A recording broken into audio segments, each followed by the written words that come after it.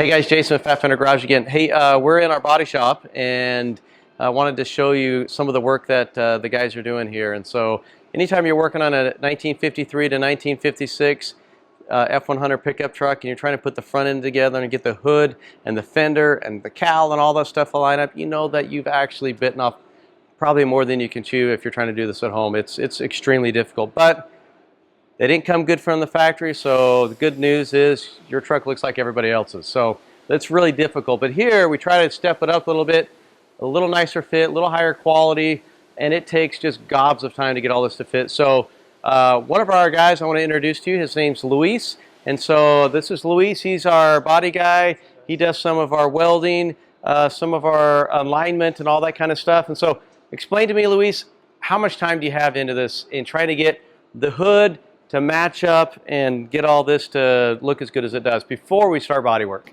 Yeah, before we start body working, we want to square up everything, make sure all the clearance is good. Okay.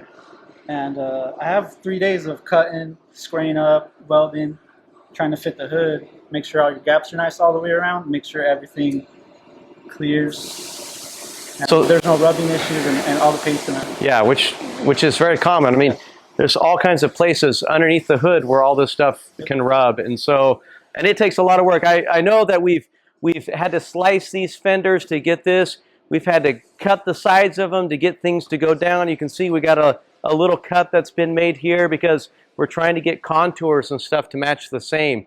And so it does take a lot of work. There's a lot of pulling, prying, and everything. But I want you to come kind of sight down here and kind of look down this gap right here from this angle and see just how consistent that line is all the way up and down. Very consistent.